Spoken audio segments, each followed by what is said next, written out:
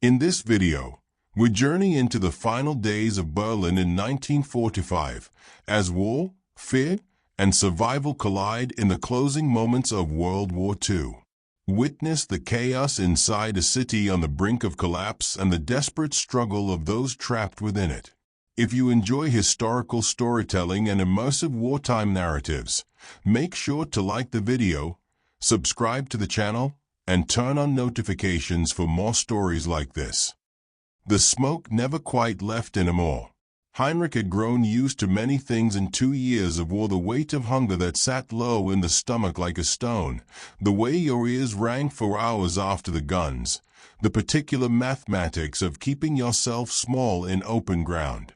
But the smoke of Berlin was different from any smoke he had known before. It was not the clean gray of a wood fire, or even the sharp black of burning fuel.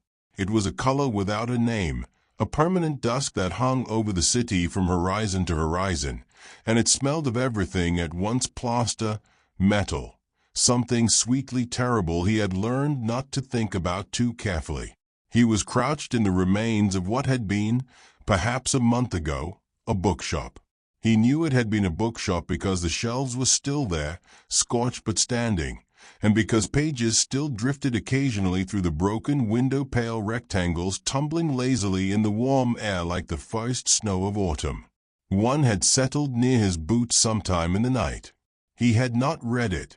He was not sure he could have, even if he'd wanted to. The letters had a way of blurring lately. His name was Corporal Heinrich Brauer, though nobody had called him by his full name in months.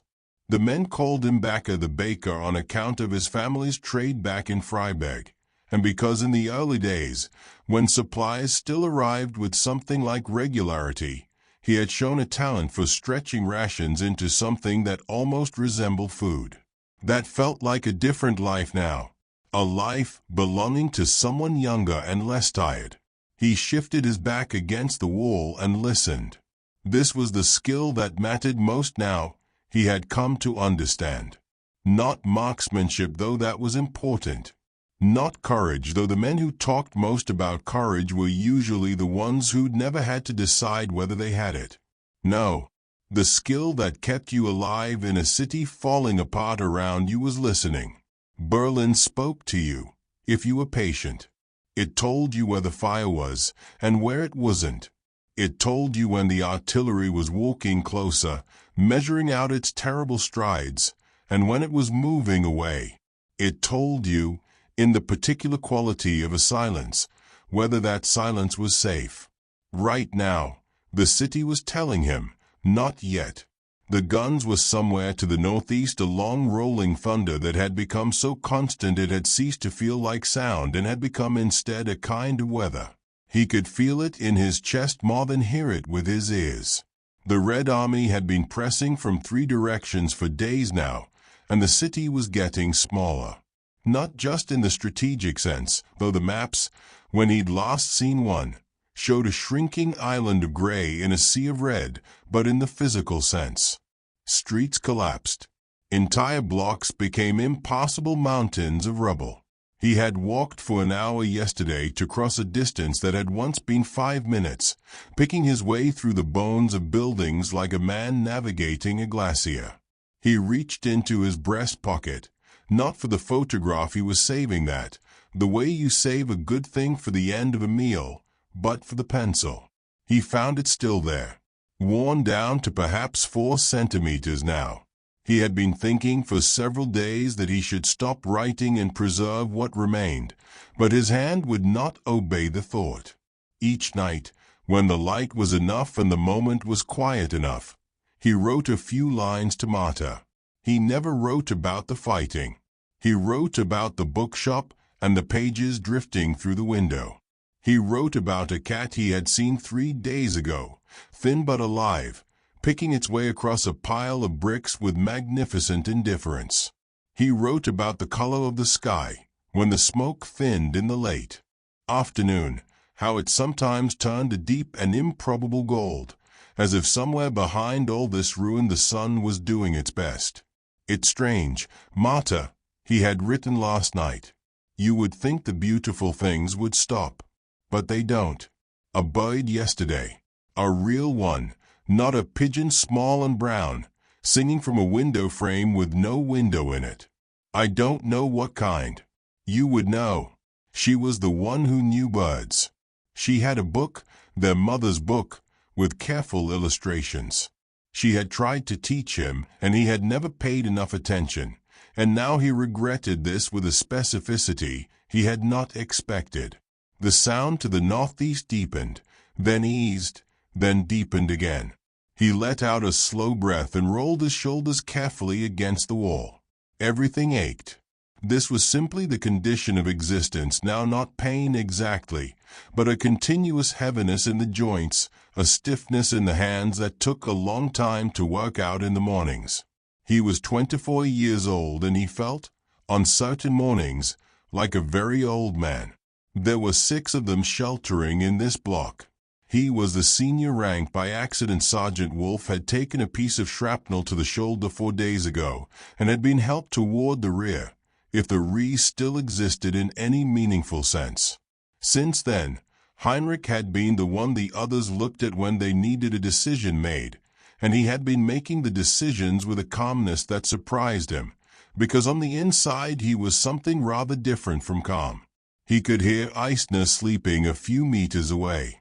Eisner was 19, from somewhere near Hamburg, and he had the useful gift of being able to sleep almost anywhere, almost any time. Heinrich envied him this. He himself had not slept more than an hour at a stretch in how long? He had lost track. Sleep came in small pieces now, like the book pages drifting through the window. You caught what you could. The others were distributed through the ground floor. Richter was at the far window, watching the street. Huber and Kemper were sharing a wall near what had been the back storeroom. And then there was Gross, who was older than the rest of them, perhaps 35, which felt ancient, and who had been in the army since 1939 and who spoke very little, but who had a quality of absolute stillness in dangerous moments that Heinrich had come to rely on deeply. He did not think about whether any of them would live through the next days. He had learned early that this kind of thinking was a luxury, like warmth or a full stomach. You could not afford it. You thought instead in very small units. The next hour, the next decision, whether the street outside was passable, whether the building to the left was occupied or empty, whether the sound in the northeast was closer than it had been. A page drifted through the window and settled on the floor near him. He looked at it this time. In the dim gray light he could make out a paragraph, part of something, a novel, perhaps, or a travel account. He could only read a few words clearly. The river in the morning, before the city wakes. He looked at it for a long moment. Then he folded it carefully and placed it in his coat pocket, next to the letters to Marta. Outside, somewhere in the middle distance, something fell, a long structural groan, and then a deep concussive thud, like a giant setting down a heavy weight. A building giving up. There had been a time when this sound had made him flinch. Now he registered it and filed it, the way you might register the sound of wind when you are inside and warm. Except he was not inside in any real sense, and he was not warm.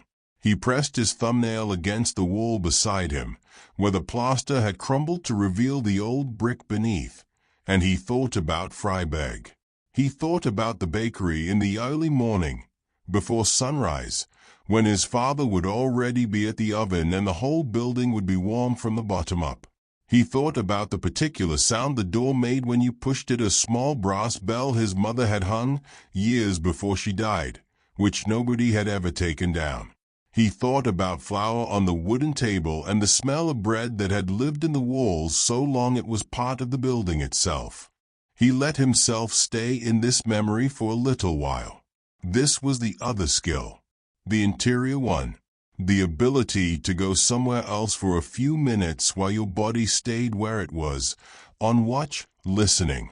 The memory was not escape. He knew it wasn't, knew that Freiberg was a long way away, and that the war had reached everywhere, and that he didn't know, he truly didn't know, what he would find if he ever got back. But the memory was real. It had happened. The flower, the bell, the warmth, these things had existed in the world, and the fact that they had existed could not be taken away. The present could be destroyed. The past was permanent. This was the thought he returned to in the difficult hours. The past is permanent. The bell above the bakery door, Marta's book of birds, his mother's hands. These things had been. They were fixed now, like stars.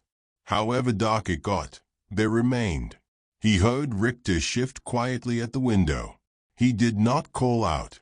If there was something to report, Richter would report it. Otherwise the silence was itself the report. Nothing yet, nothing moving, the street still holding. Heinrich closed his eyes for a moment, not to sleep, just to rest them and listen to the city breathing around him, its long slow exhalations of smoke and dust, its occasional sudden coughs of destruction, its strange interludes of near quiet in which you could almost imagine, if you tried, that this was simply a city at rest, waiting for morning, full of sleeping people who would wake and go about their lives in the ordinary way. He knew this was not true, but he let himself imagine it anyway, for just a moment. A city at rest, the smoke thinning, somewhere behind it, the sun doing its best. He kept the pencil in his hand and waited for the next hour to begin. The hour before midnight was the strangest. Heinrich had noticed this across many nights now, not just here, but in the fields outside Minsk, in the ruined farmhouses of Poland, in the cellars of a dozen towns whose names he could no longer place on a map. There was a quality to the hour before midnight that was unlike any other. The fighting, if it had been close, usually drew back from it slightly, as if even war observed some old instinct toward the darkest point of the night. The guns did not stop, they never fully stopped anymore, but they changed their character. The sharp exchanges of the day gave way to something longer and slower. A distant illumination, a rumble that rolled and then subsided. The city in its agony, breathing differently in the dark. He had moved, in the hours since the book pages drifted through the window, to the upper floor.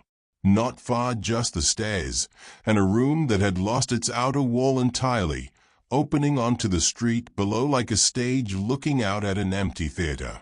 This was dangerous in an obvious sense, and useful in a more important one. From here he could see a long reach of the street in both directions, and beyond the buildings opposite, the glow. The glow was always there now, to the east and to the north. Not fire exactly, or not only fire. Something more total than fire. The whole horizon had a reddish pulse to it, as if the sky had a heartbeat, and he had long since stopped registering it consciously, the way you stop registering a smell after you've been in a room long enough. But tonight, sitting in the open wall with his legs hanging over the edge and the warm, strange air of the ruined city moving around him, he was looking at it directly. It was, in a way he could not have explained to anyone, almost beautiful. He hated that it was. He would have preferred it to be only terrible. Terrible was easier to hold in your mind. But the light moved like something alive, and the smoke that rose into it caught the color and became amber, became deep red, became, at the very top where it thinned against the stars, a kind of purple he associated with the mountains above Freiburg in late summer, when the air was clear and the light lasted until 10 o'clock and he and Marta would sit on the hillside and watch the valley go dark below them. He heard Gross come up the stairs behind him. He knew it was Gross by the way he moved, very evenly, no wasted motion. The way a man moves when he has done many thousands of hours of moving carefully, and it has become the only way he knows. Gross settled beside him without speaking. This was characteristic. He sat and looked at the horizon and said nothing for a while, and this was not uncomfortable. It was one of the things about Gross that Heinrich valued. He had no need to fill silence with himself. After a few minutes, Gross said, "Eisner is still sleeping." "Good," Heinrich said. "Richter, and the others are eating. There's a tin of something. I don't know what it was before. As long as it isn't before anymore, Heinrich said. Something that was almost a smile moved across Gross's face. It didn't stay long. How far do you think they are? Gross asked. He meant the Russians. He didn't need to specify. Heinrich thought about the sound of the guns. He thought about the direction of the glow, the way it had shifted slightly northward over the past 2 days, which meant the line was compressing, the perimeter of whatever still remained of organized resistance drawing inward toward the center. He thought about the patrol that had gone out yesterday morning, not his men, another group, and not come back. Close, he said.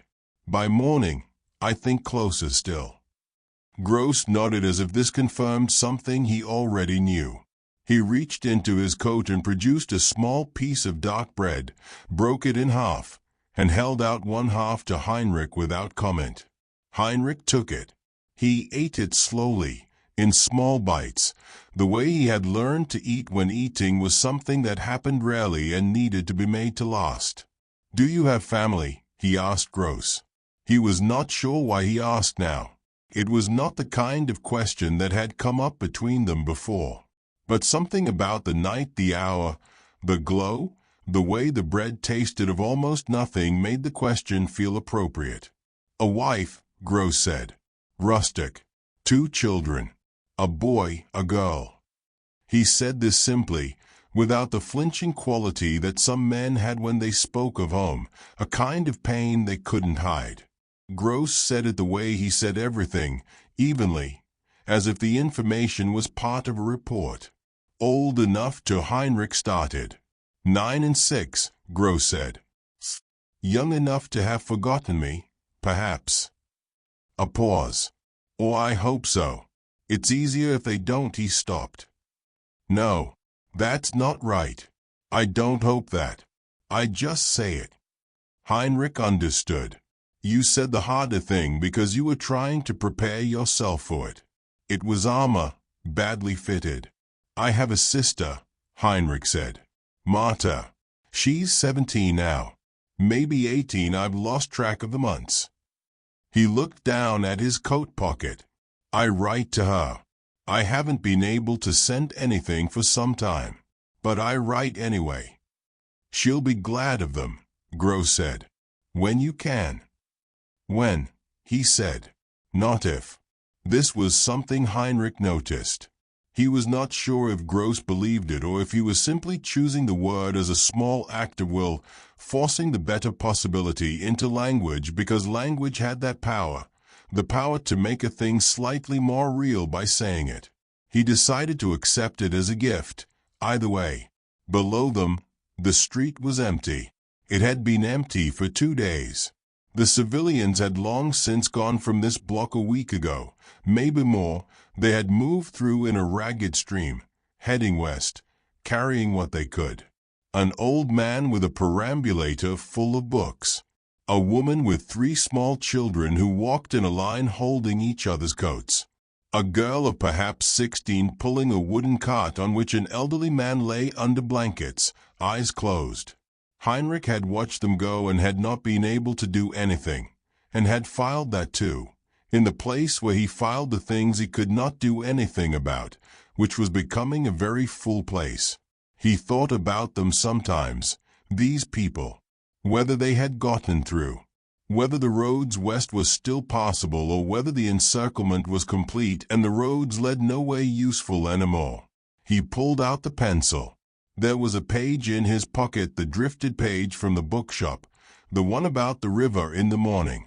He unfolded it carefully and smoothed it against his knee, and in the shifting red-amber light of the burning horizon he wrote on the blank side, in the small, careful handwriting he had developed to stretch the paper. Marta, it is late, and I am sitting in an open wall looking at the sky. Gross is beside me. He is a good man. There are things I want to tell you that I don't know how to write. So I will tell you instead that tonight the sky is a color I have never seen before and probably won't see again, and that I have been thinking about the hillside above Freiburg and the way the valley went dark from the bottom up, the lights coming on in the houses one by one. Do you remember that? I have been keeping that in my pocket along with your photograph. It has been very useful." He stopped. The pencil was very short now. 3 centimeters, perhaps. Maybe 2. He folded the page back up and returned it to his pocket, and sat for a while without writing. Eisner appeared at the top of the stairs sometime around midnight, rubbing his eyes. He was a boy who looked younger than 19. There was something unfinished about his face, in the way of people who were still, in some biological sense, becoming themselves when the war interrupted the process. He had pale hair and light eyes and a habit of frowning slightly at nothing in particular, as if the world kept presenting him with mildly puzzling information. "I dreamed about football," he announced, as if this were remarkable. "Did we win?" Heinrich asked. "I don't know. I woke up before the end." He sat down cross-legged on the floor of the open room. "My father used to take me. On Saturdays." He paused. Before. Before was a word they all used. Before covered a great deal. "What was your position?" Gross asked. "I wasn't any good. I just watched." He looked out at the glow.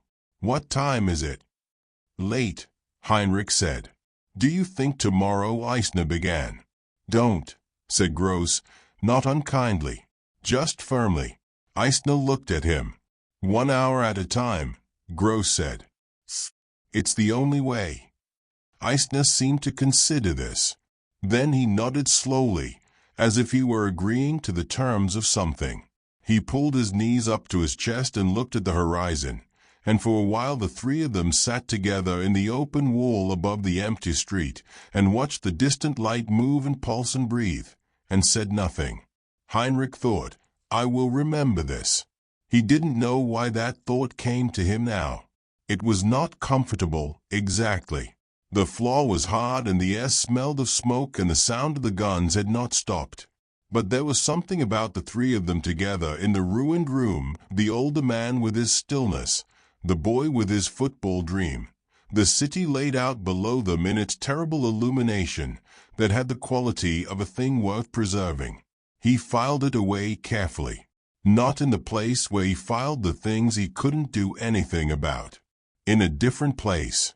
The place with the bell above the bakery door, and Marta's book of birds, and the valley going dark from the bottom up. The past is permanent. He was making more of it, even now. Even here. Richter came up around 1 o'clock to relieve them, and Heinrich went down to sleep. He lay on his back on the stone floor with his coat over him and his pack under his head and listened to the building around him. Old buildings spoke at night, settling, cooling, the slow grammatical complaints of masonry on distress. This one had more to say than most. It creaked and whispered and occasionally shuddered when something large landed close enough to vibrate the ground. But it had been standing for some time now and showed no sign of stopping. He closed his eyes. He did not try to sleep. This was the trick, not trying. You made yourself comfortable, which was a relative concept, and you let your mind go somewhere, and sometimes sleep was where it went. Tonight it went to water. He didn't know why. He had not been thinking about water. But with his eyes closed and the sound of the guns settling into that slow nocturnal rhythm, his mind produced, with unusual clarity, the image of a river. Slow, broad, very clear. The kind of river that had shallow places where the bottom was visible pale stones, the elegant shift of waterweed. He had fished in a river like this once as a child with his father, before his father's back got bad and the long walks became impossible. He could remember the particular sound of it, not loud, not rushing, just a steady, unhurried movement, water doing what water does, indifferent to everything, going where it was always going. He let himself stand beside it. The sun was somewhere low, warm, the late afternoon kind. The light on the water broke into pieces and moved. There were trees on the far bank, not very tall, and their reflections lay in the river without rippling because the water was so calm in this place. He could smell at the particular mineral coolness of river water, clean in a way that had nothing to do with cleanliness as an effort, just as a natural condition. He stood there for a while in the last of the warm light. He did not try to make anything happen. He did not fish. He did not look for anyone else. He just stood at the edge and listened to the water doing its unhurried work. The guns went on somewhere far away, in some other world. Here, the river moved over pale stones, and the light broke and reformed on the surface, and the trees on the far bank were very still. He stood there a long time. He came awake slowly, which was unusual.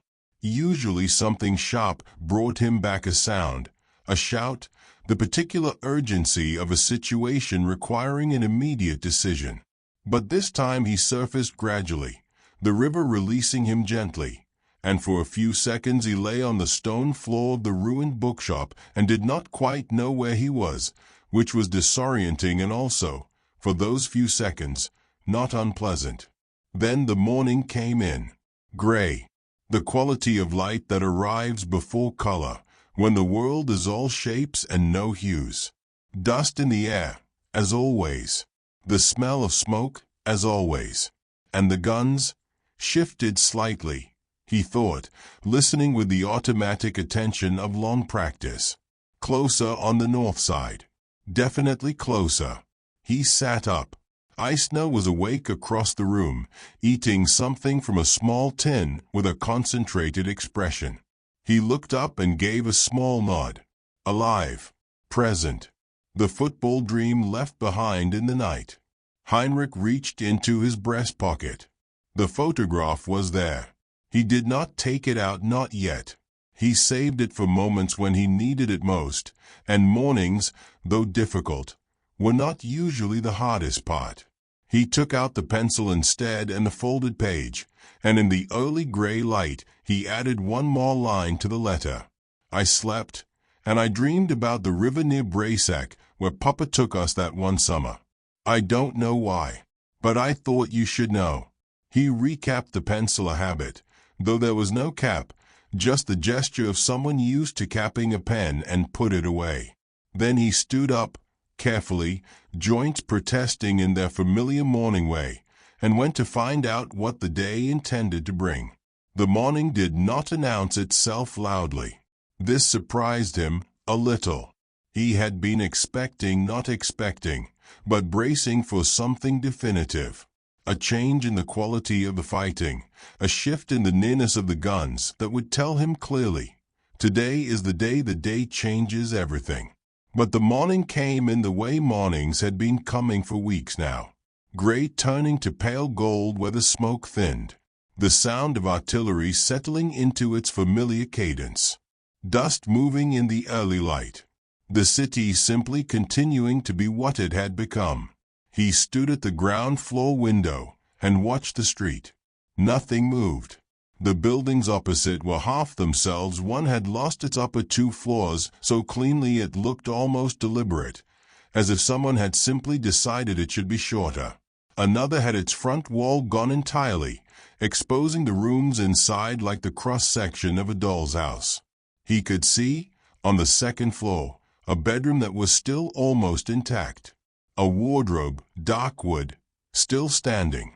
A painting on the remaining wall too far to make out the subject, just a rectangle of color, blues and greens.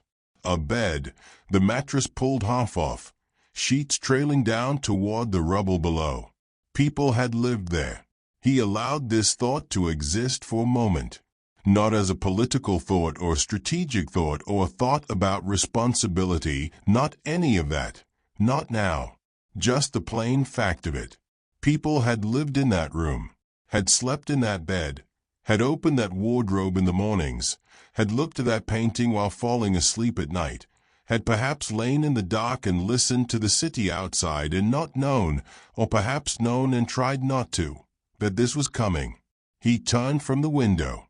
Gross was already in the back room, and when Heinrich came through, he saw immediately that something had changed in the night. Hubba was sitting against the wall with his knee pulled up, and the knee was wrapped in a strip of cloth that was dark and wet. He was pale, but he was awake, and his eyes tracked Heinrich as he came in with a steadiness that was its own kind of communication. "I'm here. I'm present. I'm managing." "When?" Heinrich asked quietly. 3 in the morning, Gross said. He went to look at the north side. There was a sniper on a rooftop. Heinrich crouched beside Hubba and looked at the knee. Hubba said nothing.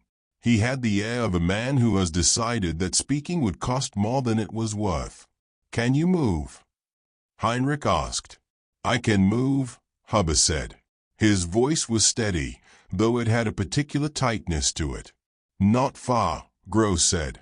This was not a contradiction. It was just additional information. Heinrich sat back on his heels and thought. This was the work that nobody talked about when they talked about war, not the ones who hadn't been in it, anyway. The decisions that weren't tactical and weren't strategic, but were just deeply, humanly difficult. The calculations you made with people you knew. He had known Hubba for 4 months. In a different life, this would not have been long enough to know someone well. But in this life, it was an eternity. And he knew that Hubba had a dog in Leipzig and that he was terrified of heights and that he cried once, quietly, in the night, and never mentioned it. And that he had a dry, unexpected sense of humor that appeared at the strangest moments and had, more than once, made Heinrich laugh despite everything. He was not going to leave Hubba. This was not a decision he made. It was simply a fact he observed, the way you observe the color of the sky. "We stay together," he said. "We move when we move together." Gross looked at him. Then he nodded. The morning passed the way mornings passed now, in small increments. Kemper found water, a pipe in the back of the building that was still delivering, weakly, a brownish trickle. They filled everything they had. Richter took a position at the upper window, north-facing, and watched. Eisner, in a gesture of such practical kindness that it almost broke Heinrich's composure, produced from somewhere in his pack a needle and thread and sat beside Hubba and reinforced the wrapping on his knee with careful stitches, working slowly, his tongue between his teeth in concentration. "You can sew," Hubba said. "My mother made me learn," Eisner said. "I hated it at the time." "I don't hate it now," Hubba said. Eisner tied off the thread and sat back. "There," he said, as if he had mended a shirt. Heinrich watched this and felt something move in him that was not grief and not happiness, but was somewhere in the quiet territory between them. He had come to think of this feeling as the most honest one he had. It arrived in moments when the world managed to be, briefly, good and terrible at the same time, which was, he had learned, most moments, if you paid close enough attention. He wrote it down. The boy who couldn't sleep is sewing. Gross is watching the street. Someone found water. We are here. Not a letter, exactly. Just a record. The pencil was nearly gone now, barely enough to hold between his fingers. He pressed lightly, making the letters as thin as he could, preserving what remained. It was mid-morning when they heard the sound change. He had been listening to it all morning, as he always listened, and at first he wasn't certain. The guns to the north had been moving, incremental and steady, and there was now something underneath them, a different register, lower and more constant, that wasn't artillery. He stood very still with his head slightly tilted and let his ears do their work. Engines. Armor, he thought. Close within a few streets, perhaps. Moving from the northeast. He looked at Gross, who had already arrived at the same conclusion. They looked at each other for a moment with a particular communicative economy of men who had been reading situations together for long enough that words were mostly unnecessary. "Richter," he called, quietly. Richter appeared at the top of the stairs. "I see dust," he said. "2 streets north, maybe 3. Heinrich nodded. He moved to where the others were and crouched down so he was at eye level with all of them. Huber met his eyes first, then Kemper, then Eisner, who had gone still in the way he went still when he was frightened, that focused, effortful stillness. He looked at each of them. He wanted to say something that was true and useful and not empty. He had heard speeches from officers, from the radio, from men who had the words ready because they had been rehearsed or because they came from somewhere that certainty still existed. He had no rehearsed words. He had only what was actually true. "Stay together," he said. "Stay low. Stay with each other." That was all. It was enough. What happened in the next hours he would not write down. Not because he wanted to forget it, he understood already that he would not forget it, that these hours would live in him with the permanence of all the things he had decided to keep. But because some things were not for paper. Some things were just for the person who had been there, to hold privately, to carry in the way you carry weight that is simply yours to carry. He could tell you that they moved through the back of the building and into the next one and then the one after that, through holes in walls that had been made by forces too large to think about directly. That Huber moved with a grim and extraordinary stubbornness, and that Eisner stayed at his left side through all of it without being asked. That Gross, at the rear, was as steady as the ground used to be, before the ground became something you could no longer trust. He could tell you that there was a cellar, a deep one under what had been, by the look of the remaining fragments, a pharmacy. The shelves were still there, wiped bare, but the bottles that remained had rolled into the corners and lay there in the dust, catching what light came through the narrow windows above. The smell was antiseptic and plaster and old wood. It was, by any reasonable assessment, a very modest shelter. But it was underground, which meant the walls were thick and the sound above was muffled. And in the dimness and the relative quiet, with the 6 of them settled against the various walls, it felt for reasons that had nothing to do with its actual qualities like something approaching safety. He could tell you that they waited. Waiting was a thing the stories never properly conveyed. The way time moved in it, not slowly, not quickly, but strangely, in uneven measures, so that a minute might pass in what felt like a second, and then the next minute might seem to last an hour. The way your body, denied the outlet of action, turned its energy inward and made you feel every discomfort twice as much. The way your mind, in the absence of tasks, went to the places it had been avoiding. He did not avoid them now. He let himself think about all of it. His father's hands, dusted with flour. The brass bell above the door. Motto at 12, at 14, at 17, the last age he had actually seen her, standing on the platform, not crying, because she had decided not to cry, though her mouth had a shape that cost her something. He let himself think about the hillside above Freiburg, and the valley going dark from the bottom up, and the particular smell of that river near Braysac where his father had taken them the summer his father's back was still good.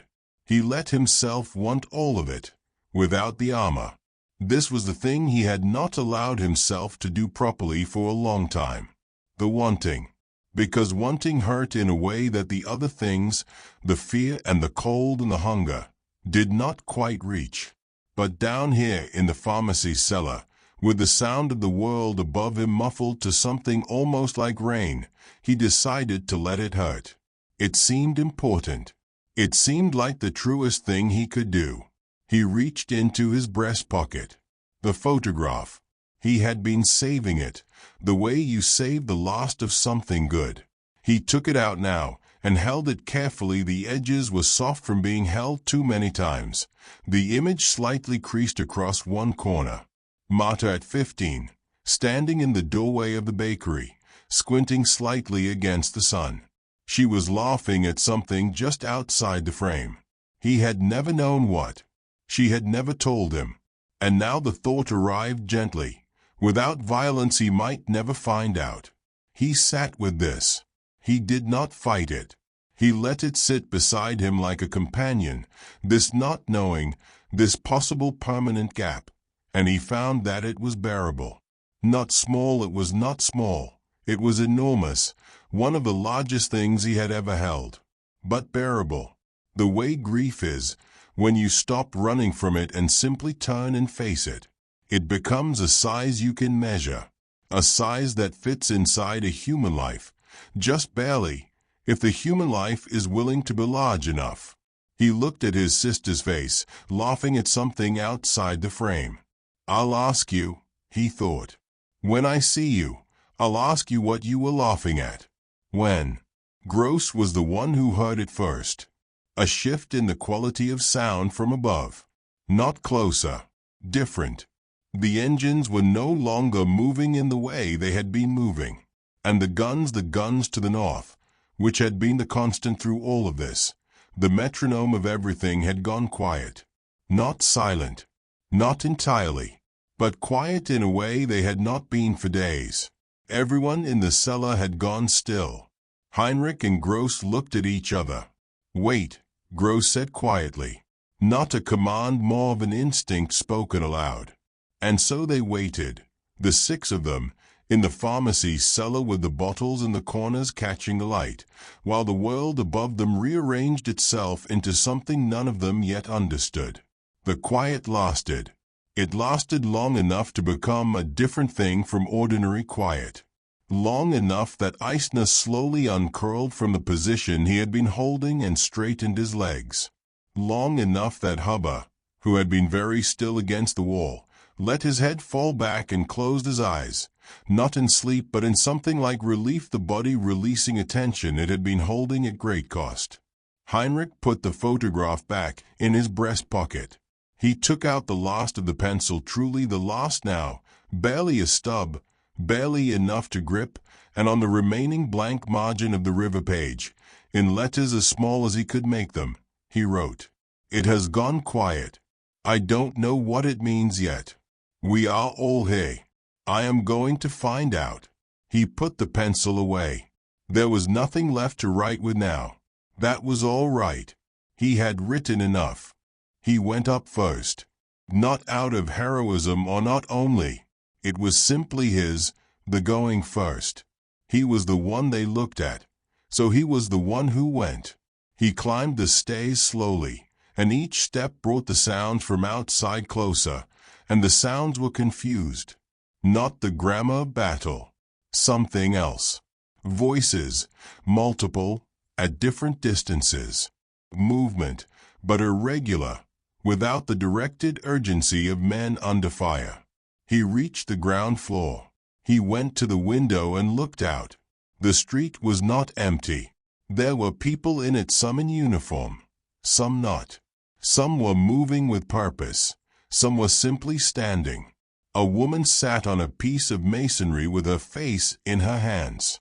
Two men were embracing in the middle of the road with the particular embrace of people for whom the outcome had been uncertain until just now. Far down the street, at the intersection, a vehicle was stopped, and beside it, men he did not recognize, in uniforms he had only ever seen at a distance. He stood at the window and looked at all of this. He stood there for a long moment. Then he went back down the stairs. They were all looking at him as he came in. Eisner with his hands clasped together. Gross with his absolute stillness. Richter and Kemper and Huber, pale and present and waiting. He sat down on the floor among them. He did not try to make it large. He did not try to frame it in any of the ways it could be framed, with the terrible weight of all that it meant and all that it had cost. That would come later. All of that, the full accounting, the working out of what the world was now and what it was not, the finding out about the places and the people. All of that was later, and it would be hard, and he knew it. Right now, in this cellar, among these 5 men, he just let it be what it was. "It's over," he said. Eisner made a sound he immediately tried to suppress, pressing his hand over his mouth. Gross sat very still and looked at the floor.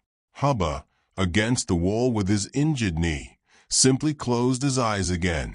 Heinrich sat with them in the quiet and let it last as long as it needed to. Later, not much later, but later he climbed back up to the ground floor and went out into the street. The air was the same. Smoke, dust, that quality of destruction that did not clear in an hour or a day. The buildings were the same ruins they had been an hour ago. The street was the same broken stone. Nothing had been repaired. Nothing looked different from what it had looked like this morning, and nothing would look different tomorrow, or the week after, or perhaps for years. But he was standing in it in a different way. He put his hand in his breast pocket and felt the photograph. Then he looked up. The smoke, as it sometimes did in the late morning, had thinned in one place, a gap directly overhead, roughly circular, in which the sky was visible. Not blue, not exactly. A pale and tentative color. The sky as it is after long rain, unsure of itself, testing whether it is allowed to be clear again. A boat crossed it. Small, brown, moving quickly there and gone in 2 seconds, diagonal across the pale gap, already out of sight before he'd had time to look properly. He watched the place where it had been. He thought Marta would have known what kind. He thought, "I will ask her." He stood in the ruined street with his hand on his sister's photograph and the stub of a used-up pencil in his pocket and the letters he had not been able to send, in the memory of a river, cool and unhurried over pale stones. And he stood there for a while and simply breathed. The smoke drifted. The pale gap in it held. Somewhere in the building behind him, he could hear the others beginning to move, the sounds of people re-entering the world, tentative and slow, like the first movements of something that has been kept very still for a very long time and is only now, carefully, beginning to remember how. He would go back to them in a moment. He would go back to them, and they would work out together what came next, the practical, necessary, complicated work of what came next. There was a great deal of it. He knew that. The world that was waiting on the other side of this moment was not a simple world or an easy one, and the things that had happened in it did not go away because the guns had stopped. None of that went away. He carried it, and he would carry it, and there would be days ahead that were darker than he could currently imagine. But right now, in this moment, in this street, under this pale and tentative sky, he was he. He had written it down 3 hours ago in the cellar. We are all he. The past, permanent. The present, his. The future, for the first time in longer than he could clearly remember, genuinely open, not in the way a wound is open, but in the way a door is. He took his hand from his breast pocket. He took one slow breath, and then another, and then Corporal Heinrich Brauer, 24 years old, from Freiburg, son of a baker, brother of a girl who knew birds, walked back inside to be with his people. This concludes the story. Sleep well. Good night.